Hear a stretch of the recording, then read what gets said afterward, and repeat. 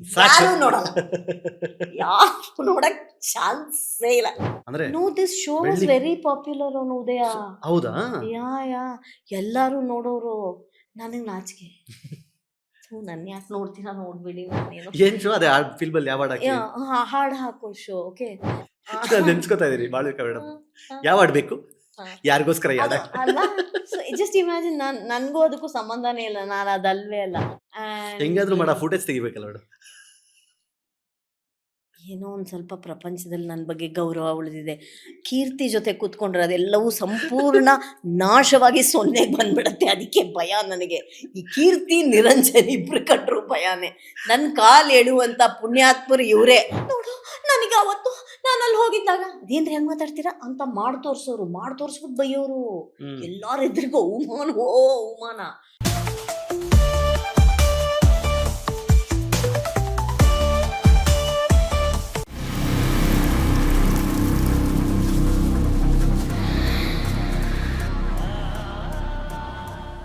$25 ವರ್ಷ. ಲಾಯರ್ ಆಗಿ ನಾನು ಮೊನ್ನೆ ನನ್ನ ಬಾರ್ ಕೌನ್ಸಿಲ್ ಸರ್ಟಿಫಿಕೇಟ್ ತೆಗೆದು ನೋಡಿದೆ. ಏಪ್ರಿಲ್ 1999ರಲ್ಲಿ ನಾನು ಲಾಯರ್ ಆಗಿದ್ದು. ಸೊ 25 ವರ್ಷ. ಈ ವರ್ಷ ಬಟ್ ಆಕ್ಟಿಂಗ್ ಮತ್ತೆ ಲಾ ಎರಡು ಪ್ಯಾರಲಲ್ಲಿ ಮಾಡ್ತಾ ಇದ್ರು. ಏನು ಮಾಡ್ತಾ ಇರ್ಲಿಲ್ಲ. 5 ವರ್ಷ ಏನು ಮಾಡ್ಲಿಲ್ಲ. ಎಂಜಾಯ್ ಮಾಡಿದೆ ನನ್ನ ಕಾಲೇಜ್ನ ಅಷ್ಟೇನಾ? ಅಷ್ಟೇ. ಆ ಟೈಮಲ್ಲಿ ಸಿನಿಮಾಗಳು ಮಾಡಲಿಲ್ಲ. ಸಿನಿಮಾ ಮಾಡಲಿಲ್ಲ. ಆಮೇಲೆ ಈ ಇವ್ರು ಇದಾರಲ್ಲ, ಉದಯ ಟಿವಿಯಲ್ಲಿ ವಿಜಯ್ ಏನೋ ಒಂದು ಶೋ ಒಂದು ಮಾಡಿಸಿದ್ರು ನನ್ನ ಕೈಲಿ. ಓಕೆ, ಅದನ್ನ ಕರ್ಕೊಂಡು ಹೋಗಿದ್ದು ಯಾರು ಗೊತ್ತಾ? ನಮ್ಮ ರಾಜೇಶ ಮತ್ತೆ ಮೋಹನ್. ನಮ್ಮ ಬಿಗ್ ಬಾಸ್ ಅಲ್ಲಿ ಇದ್ನಲ್ಲ, ನಮ್ಮ ಮೋಹನ್ ಮತ್ತೆ ರಾಜೇಶ, ಅವರಿಬ್ರು ಬೆಸ್ಟ್ ಫ್ರೆಂಡ್ಸ್. ಅವಾಗ ಅವರಿಬ್ರು ಅಲ್ಲಿ ಉದ್ಯಾಲ್ ಕೆಲಸ ಮಾಡ್ತಾ ಇದ್ರ ಅಂತ ನಂಗೆ ಮರ್ತೋಗಿದೆ. ಮಾಡ್ತಾ ಇದ್ರು ಅನ್ಸುತ್ತೆ. ಸೊ ರಾಜೇಶನೇ ಹೇಳ್ದ, ಬಾರೆ ಇದೇನು ಆಕ್ಟಿಂಗ್ ಅಲ್ವಲ್ಲ, ಬರೀ ಒಂದು ಆಂಕರಿಂಗ್ ತಾನೇ ಮಾಡೆ ಅಂತ. ಹೋಗಲ್ಲ, ನಾನು ಬರಲ್ಲ. ಟೆಲಿವಿಷನ್ ಶೋ ಅಂತ ಮಾಡಿದ್ದದೆ.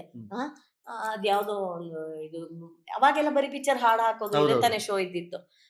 ಇದು ಇರ್ಲಿಲ್ಲ ನಿಮ್ಗೆ ಈ ಇದೇನಂತಾರೆ, ಸ್ಯಾಟಲೈಟ್ ಟೆಲಿವಿಷನ್. ಉದಯ ಒಂದೇ ಒಂದು ಚಾನಲ್ ಇದ್ದಿದ್ದು, ಬೇರೆ ಚಿನ್ನ ಆಸೆ ಅಂತ ಹೇಳಿ. Chinna Aasai, that was in Tamil. Khushbu direct ಮಾಡಿದ್ದು 1995 ಅಲ್ಲಿ. ಓಹೋ, ಡೇಟ್ ಎಲ್ಲ ನೆನಪಿದೆ. ಖುಷ್ಬು ಡೈರೆಕ್ಟ್ ಮಾಡಿದ್ದು. I was Khushbu's daughter in that. ಅದೆಲ್ಲ ಸುಮ್ನೆ ಮಾಡಿದ್ದು, time pass. I enjoyed it. Khushbu ಅವಾಗ ಒಂದು ದೊಡ್ಡ ಸ್ಟಾರ್ ಅವಳು. But the way she directed and all that, we bonded really well. Khushbu and Suresh Menon ಅಂತ ಅವರು. ರೇವತಿ ಅಂತ ದೊಡ್ಡ ಆಕ್ಟ್ರೆಸ್ ತಮಿಳ್ನಲ್ಲಿ. Don't know if you all have scene ಮೌನರಾಗಂ. ಈಗ I don't know if Revathi is not. ಏನ್ ಮಾಡೋದು, 10 ವರ್ಷಕ್ಕೆ ಜನರೇಷನ್ ಚೇಂಜ್ ಆಗ್ಬಿಡ್ತಾ ಇದೆ. ತುಂಬಾ ದೊಡ್ಡ ಒಳ್ಳೆ ಆರ್ಟಿಸ್ಟ್ ರೇವತಿ. ನಾನು ರೇವತಿ ಮನೆಯಲ್ಲೇ ಇರ್ತಾ ಇದ್ದೆ ತುಂಬಾ. ಸೊ ಹಂಗಾಗಿ ಅದಾದ್ಮೇಲೆ ಉದಯ ಶೋ ಮಾಡಿದ್ದು. ಯಾ ಅದಾದ್ಮೇಲೆ ಮಾಯಾಮೃಗ ವಾಸ್ 98 ಇಂದ ಮನೆಗೆ ತಲುಪಿದ್ದು ಅವಾಗ್ಲೇ ನಾನು ಆಲ್ಮೋಸ್ಟ್. ಅಂದ್ರೆ no, this show was very popular on Udaya. ಹೌದಾ? ಯಾ ಎಲ್ಲಾರು ನೋಡೋರು. ನನಗೆ ನಾಚಿಕೆ. ನನ್ ಯಾಕೆ ನೋಡ್ತೀರಾ, ನೋಡ್ಬಿಡಿ, ನಾನೇನು ಏನ್ ಶೋ ಅದೇ ಫಿಲ್ಮ್ ಅಲ್ಲಿ ಯಾವ ಹಾಡು ಹಾಕೋ ಶೋ. ಓಕೆ, ಈ ರಾಜೇಶನ್ ಬಲ್ವಂತಕ್ಕೆ ಹೋಗಿದ್ ನಾನು. ನೆನ್ಸ್ಕೊತಾ ಇದೀರಿ ಬಾಳ್ವಿಕಾ ಮೇಡಮ್. ಯಾವ ಹಾಡು ಬೇಕು, ಯಾರಿಗೋಸ್ಕರ ಯಾಡ ಅಲ್ಲ. ಜಸ್ಟ್ ಇಮ್ಯಾಜಿನ್, ನನ್ಗೂ ಅದಕ್ಕೂ ಸಂಬಂಧನೇ ಇಲ್ಲ, ನಾನು ಅದಲ್ವೇ ಅಲ್ಲ. ಓಕೆ, ಹೆಂಗಾದ್ರೂ ಮಾಡ ಫುಟೇಜ್ ತೆಗಿಬೇಕಲ್ಲ ಮೇಡಮ್. ಏನೋ ಒಂದು ಸ್ವಲ್ಪ ಪ್ರಪಂಚದಲ್ಲಿ ನನ್ನ ಬಗ್ಗೆ ಗೌರವ ಉಳಿದಿದೆ. ಕೀರ್ತಿ ಜೊತೆ ಕೂತ್ಕೊಂಡ್ರೆ ಅದೆಲ್ಲವೂ ಸಂಪೂರ್ಣ ನಾಶವಾಗಿ ಸೊನ್ನೆಗೆ ಬಂದ್ಬಿಡತ್ತೆ. ಅದಕ್ಕೆ ಭಯ ನನಗೆ. ಈ ಕೀರ್ತಿ ನಿರಂಜನ್ ಇಬ್ರು ಕಟ್ರು ಭಯಾನೇ. ನನ್ನ ಕಾಲು ಎಳುವಂಥ ಪುಣ್ಯಾತ್ಮರು ಇವರೇ. ಮತ್ತು ಅದಕ್ಕೆ ಧೈರ್ಯ ಮಾಡೋದು ನಿಮ್ಮಿಬ್ಬರಿಗೆ ಧೈರ್ಯ, ಬೇರೆ ಯಾರಿಗೂ ಧೈರ್ಯ ಇಲ್ಲ. ನೋಡಿಬೋದು ಅಷ್ಟೇ ತಾನೆ. ನಾನು ಭಯಲ್ಲ ಅಂತ ನಿಮಗೆ ಗೊತ್ತು. ಆ ಧೈರ್ಯದಲ್ಲೇ ನನ್ನ ಕಾಲು ಎಳೆಯೋದು. So after that Mayamruga came in 98. What happen was, ನಾವು ಬಾರ್ ಕೌನ್ಸಿಲ್ಗೆ ಎನ್ರೋಲ್ ಆಗಿಬಿಟ್ವಿ 98 ಕಾಲೇಜ್ ಮುಗ್ದೋಯ್ತು. ಕಾಲೇಜ್ ಮುಗ್ದೋದ್ಮೇಲೆ ಸುಮ್ಮನೆ ಮನೇಲಿ ಕೂತಿದ್ವಿ. ಆ ಬಾರ್ ಕೌನ್ಸಿಲ್ ಎನ್ರೋಲ್ ಮಾಡೋಕ್ಕೆ ನಿಮಗೆ ಬರಬೇಕಲ್ಲ ಸರ್ಟಿಫಿಕೇಟು, ನೀವು ಲಾಯರು ಅಂತ ಅವರು ಸರ್ಕಾರ ಹೇಳಬೇಕಲ್ಲ. ಆ ಟೈಮಲ್ಲಿ ದಿಸ್ ಮಾಯಾಮೃಗ, ನನಗೆ ಅವರು TN ಸೀತಾರಾಮ್ ಎಲ್ಲ ಗೊತ್ತಿರಲಿಲ್ಲ. Okay, I know who he was. ಈ ಥರ ಮಾಡ್ತಾ ಇದ್ದೀವಿ, ಮಾಡ್ತೀರಾ? ದೆನ್ ಐ ಥಾಟ್ 2 months, ಸ್ವಲ್ಪ ಕಾಸು ಆ್ಯಂಡ್ ನೋ ವರ್ಕ್. ಆ್ಯಂಡ್ ಅವ್ರು ಹೇಳಿದ್ದು ಸಂಜೆ 4:15 ಟಿವಿಯಲ್ಲಿ ದೂರದರ್ಶನಲ್ಲಿ ಬರುತ್ತೆ. ಯಾರು ನೋಡಲ್ಲ, ಯಾರು ನೋಡಕ್ ಚಾನ್ಸೇ ಇಲ್ಲ. ಯಾರು 4:30 ಸಂಜೆಲಿ ಯಾರು ಟಿವಿ ಹಾಕ್ತಾರೆ? ಓಕೆ, ನಮ್ಗೆಲ್ಲ ಟಿವಿ ಅಂದಿದ್ದು ಅವಾಗ ಇದ್ದಿದ್ದು ಚಂದನ ಅಲ್ವಾ? ಹೌದು ಆ ಚಂದನ ಅದೇನೋ ಒಂದು 1 ಅವರ್ ಬರೋದು, ಅದಲ್ಲದೆ DD9 ಇದು ಏನಂತಾರೆ ವಾರ್ತೆಗಳು, ವಾರ್ತೆಗಳು. ಆಮೇಲೆ ಅದ್ಯಾವುದೋ ನ್ಯಾಷನಲ್ ಅದೇನೋ ಹಿಂದಿಲೇನೋ ಬರೋದು. So I thought 4:30 let me go. So I went and acted. ಆಮೇಲೆ ಲೈಫೇ ಚೇಂಜ್ ಆಗೋಯ್ತು. ಫುಲ್ ಫ್ಲೆಜ್.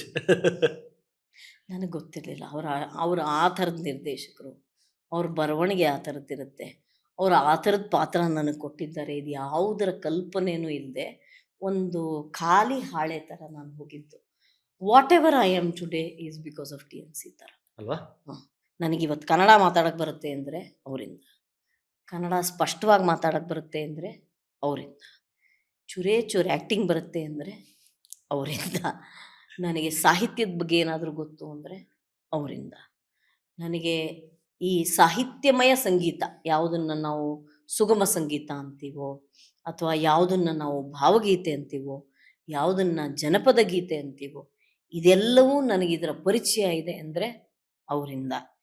ನನಗೆ ಕರ್ನಾಟಕದ ಮತ್ತು ಭಾರತದ ರಾಜಕಾರಣ ಗೊತ್ತು ಅಂದರೆ ಅವರಿಂದ. ಇನ್ನೇನು ಬಿಟ್ಟಿದ್ದೀನಪ್ಪ, ಊಟ ತಿಂಡಿ ಎಲ್ಲ ನಮ್ಮಪ್ಪ ಮಾಡೋದು ಹೇಳ್ಕೊಟ್ಟಿದ್ದಾರೆ. ಸೊ ನನಗೆ ಉಸಿರಾಡೋದೊಂದು ಬಿಟ್ಟು ಇನ್ನೆಲ್ಲವನ್ನು ಹೇಳ್ಕೊಟ್ಟಿರೋದು ಅವರೇ. ಮತ್ತು ಅವರು ಒಂಥರ ಸ್ವಲ್ಪ ಕಷ್ಟನೇ, ಅವ್ರ ಹತ್ರ ಕೆಲಸ ಮಾಡೋದು ಕಷ್ಟ. ನಿಮ್ಮನ್ನು ಬೈದು ಹೊಡೆದು ಎಲ್ಲ ಮಾಡ್ತಾರೆ. ನಿಮ್ಗೆ ಆ್ಯಕ್ಟಿಂಗ್ ಬರಲ್ಲ ಅಂದ್ಕೊಳ್ಳಿ, ಓಕೆ ಅಂದ್ಬಿಟ್ಟು ಹೊರಟೋಗ್ತಾರೆ. ಹೌದಾ? ಯಾ ಸೊ ನಿಮ್ಗೆ ಅಂದ್ರೆ ಎಷ್ಟು ಪ್ರಯತ್ನ ಪಟ್ಟರು ಅಷ್ಟೇ ಇದು ಇದೇನೋ ಆಗಲ್ಲ ಅಂತ. ಸೊ ಅವ್ರು ನಿಮಗೆ ಬೈದಿದ್ರೆ ನಿಮಗೆ ಬರುತ್ತೆ ಅಂತ. ಸೊ ಲಿಟ್ರಲಿ ಒಂದು ಹಸಿ ಕಲ್ಲನ್ನು ತಗೊಂಡು ಕೆತ್ತನೆ ಮಾಡಿ ಒಂದು ಶಿಲ್ಪವಾಗಿ ನಿರ್ಮಾಣ ಮಾಡಿರುವಂತಹ ಸಂಪೂರ್ಣ ಶ್ರೇಯಸ್ಸು ಅವ್ರಿಗೆ ನಾನು ಕೊಡಬೇಕು.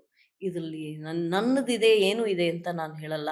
ನಾನು ತುಂಬ ಪರಿಶ್ರಮ ಪಟ್ಟು ಆ್ಯಕ್ಟಿಂಗ್ ಮಾಡಿದೆ ಅಂತಲೂ ನಾನು ಹೇಳಲ್ಲ. ಲೀಲಾಜಲವಾಗಿ ಮಾಡೋ ಥರ ಮಾಡಿದ್ರು. ಅದು ನಂಗೆ ಗೊತ್ತಿಲ್ಲ. ಅವರು ಕೆಲವುದೆಲ್ಲ ಅವ್ರ ಟಿಪ್ಸ್ ಎಲ್ಲ ಅನ್ಫರ್ಗೆಟಬಲ್. ಅವೆಲ್ಲ ಬರೆದಿಟ್ಕೋಬೋದು ಮಕ್ಕಳು. ಇವತ್ತಿನ ಮಕ್ಕಳು, ಆ್ಯಕ್ಟಿಂಗ್ ಮಾಡೋ ಮಕ್ಕಳು ಬರೆದಿಟ್ಕೋಬೇಕು. ಪದಗಳ ಮಧ್ಯೆ ಗ್ಯಾಪ್ ಕೊಡಬೇಡ್ರಿ, ಅಕ್ಷರಗಳ ಮಧ್ಯೆ ಕೊಡ್ರಿ ಅನ್ನೋರು. ರಾಂಗ್ ಪಾಸ್ ಆಗಬಾರ್ದು ನೋಡಿ. ಕನ್ನಡ ಈಗ ನನಗೆ ಸಿದ್ದು ಕಾಳೋಜಿ ಅಂತ ನನಗೆ ಒಬ್ಬ ಎಡಿಟರ್ ಫ್ರೆಂಡ್ ಇದ್ದಾರೆ. Is now editor of Vijayavani digital news 18. So Siddu is a dear friend of main from Zee. So Siddu ಹೇಳೋರು, ಮೇಡಮ್ ನೀವು ಮಾತಾಡೋ ಕನ್ನಡನೇ ಬೇರೆ ಥರ ಇದೆ, ಇವತ್ತು ಕನ್ನಡ ಎಲ್ಲ ಚೇಂಜ್ ಆಗೋಗಿದೆ ಗೊತ್ತಾ ನಿಮಗೆ ಅಂತ. ನನಗೆ ಗೊತ್ತಿಲ್ಲ ಸಿದ್ದು, ನನಗೆ ಬರೋದೇ ಈ ಕನ್ನಡ ಅಂತ ಅಂದೆ. ನನಗೆ ಸ್ಪಷ್ಟವಾಗಿ ಅಲ್ಲದೆ ಬೇರೆ ಮಾತಾಡೋಕ್ಕೆ ಬರಲ್ಲ. ಅದನ್ನು ಅವ್ರು ಹೇಳ್ಕೊಟ್ರು. ಪದಗಳ ಮಧ್ಯೆ ಅಲ್ಲ, ನೀವಲ್ಲಿಗೆ ಹೋಗಿ ಅದನ್ನು ತೊಗೊಂಡು ಬನ್ನಿ, ಅಲ್ಲ ನೀವಲ್ಲಿಗೆ ಹೋಗಿ ಅದನ್ನು ತೊಗೊಂಡು ಬನ್ನಿ. ಹೇಗೆ? Just the way it sounds, no? So ಹೀಗೆ ಮತ್ತು ಅದೇನ್ರಿ 6ನೇ ಮನೇಲಿ ಕಿರಿಚ್ತೀರಾ, ಬೇಸ್ ವಾಯ್ಸಲ್ಲಿ ಮಾತಾಡ್ರಿ. ನಾವೆಲ್ಲ ನೋಡು, ನನಗೆ ಅವತ್ತು ನಾನು ಅಲ್ಲಿ ಹೋಗಿದ್ದಾಗ ಅದೇನ್ರಿ ಹಂಗೆ ಮಾತಾಡ್ತೀರಾ ಅಂತ ಮಾಡಿ ತೋರಿಸ್ಬಿಟ್ಟು ಬೈಯೋರು.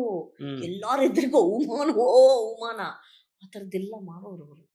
6ನೇ ಮನೇಲಿ ಯಾಕೆ ಕಿರಿಸ್ತೀರಾ, ಬೇಸ್ ವಾಯ್ಸಲ್ಲಿ ಮಾತಾಡ್ರಿ, ನಮಗೇನು ಅರ್ಥ ಆಗಲ್ವಾ ಅನ್ನೋರು. ನೇಸಲ್ ಬೇಡ. ನೇಸಲ್ಗಿಂತ ಕಿರ್ಚೋದು ಬೇಡ ಅಂತ. ಅಂದರೆ ಆ ಸೀನ್ನ ಒಂದು ಘನತೆ ಹೋಗ್ಬಿಡುತ್ತೆ ಅಂತ. ಬಿಕಾಸ್ ಅವ್ರದ್ದೆಲ್ಲ ಸೀರಿಯಸ್ ಆಗಿರೋದಲ್ಲ. ಮತ್ತೆ ಒಂದು ಹತ್ಬಿಟ್ಟು ಮಾತಾಡಿ, ಇಲ್ಲ ಮಾತಾಡ್ಬಿಟ್ಟು ಅಳಿ ಅನ್ನೋರು. ಹತ್ಕೊಂಡು ಮಾತಾಡ್ಬಿಟ್ರೆ ಸಿಟ್ಟು ಬಂದ್ಬಿಡೋದು ಅವ್ರಿಗೆ. ನಾನು ನೋಡಿ ಹಂಗಾಯ್ತು ಅಂತಂದ್ರೆ ಸಿಟ್ಟು ಬಂದ್ಬಿಡೋದು ಅವ್ರಿಗೆ. ಹೇಳ್ಬಿಟ್ಟು ಹತ್ಕೊಳ್ಳಿ, ಇಲ್ಲ ಹತ್ಬಿಟ್ಟು ಹೇಳಿ ಅನ್ನೋರು.